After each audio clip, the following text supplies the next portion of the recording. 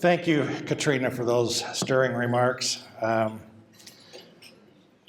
feel like mine might be a little bit like yours, but I appreciate that. And thank you, Leslie, and your team for putting this together. And thanks to all of you for your attendance here today. This is a heartwarming gathering. I look around and I see the power that's in this room, and I think Weber County is in good hands.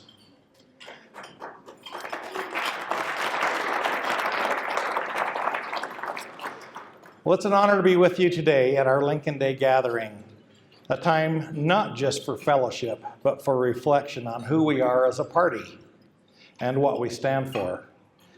I want to be clear, this speech is not about campaigning.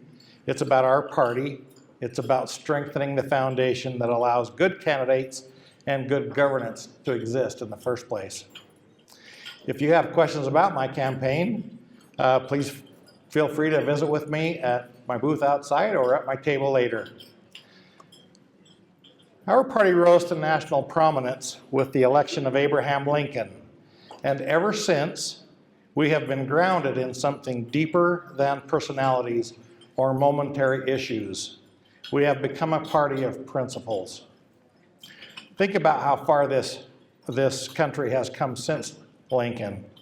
We have endured the American Civil War, the Spanish-American War, the Mexican-American War, sorry, Luis, World Wars I and II. We have grown from 33 states to 50. We have gone from a developing nation to the most powerful country in the world. Think about that.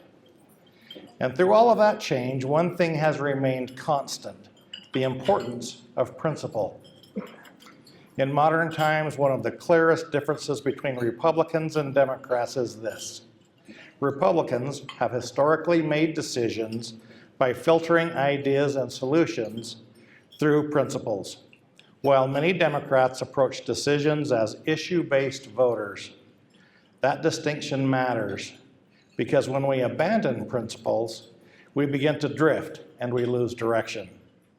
As Republicans, we should be grounding every decision we make in three guiding documents: the United States Constitution, the Utah State Constitution, and the Utah Republican Platform.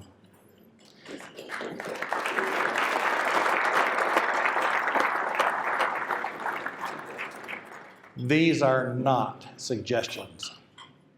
They are the foundation of how we govern, how we lead, and how we preserve liberty. For the last 80 years, one principle has stood above the rest in our party: limited government. And yet, if we're honest with ourselves, there are too many, both inside and outside our party, who claim to love freedom, but only when it is exercised in the way that they personally approve. They speak highly of the Constitution and the freedoms it protects, but are willing to bend or ignore it when it becomes inconvenient to their preferred outcomes. That is not conservatism, that's not principle, and it's not limited government. As conservatives, we believe that every individual should be able to exercise their freedom to the fullest extent possible, so long as it does not infringe on the freedoms of others. That balance is essential. It's what separates ordered liberty from chaos, and it's what defines us as a party.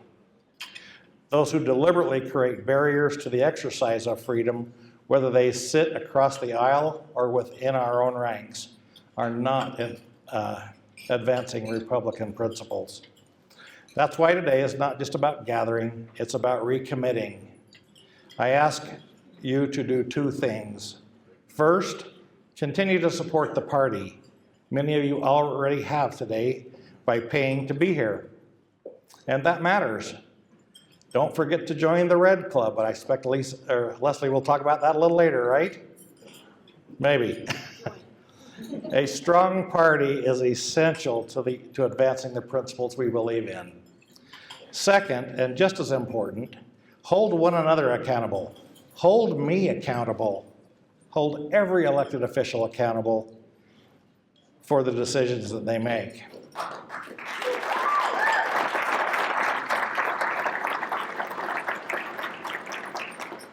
We need to be filtering our decisions through the principles laid out in our constitutions and our platform. That's the measuring stick. Because without accountability, principles become slogans instead of standards. Ronald Reagan once said, "The person who agrees with you 80% of the time is a friend and an ally, not a 20% traitor." That wisdom is more relevant today than ever. Applause would be good now.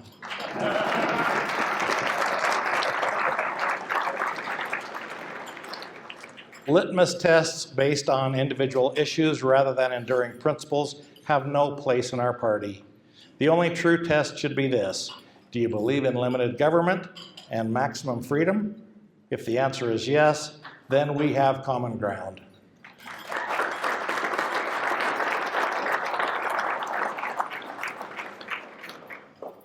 I want to see Weber County continue to thrive. And while we are doing well, we all know we can do more. We must find ways within the bounds of our constitutions and our party platform to work together to reduce government interference in our daily lives. That kind of progress won't come from division. It comes from unity. Unity grounded in shared principles. Today, let's focus on what truly matters, who we are, what we believe, and how we move forward together. If we stay rooted in principle, if we remain committed to limited government, and if we defend the freedom of every individual, not just those we agree with, then our best days are still ahead. Thank you, and God bless the United States of America and the great county of Weber.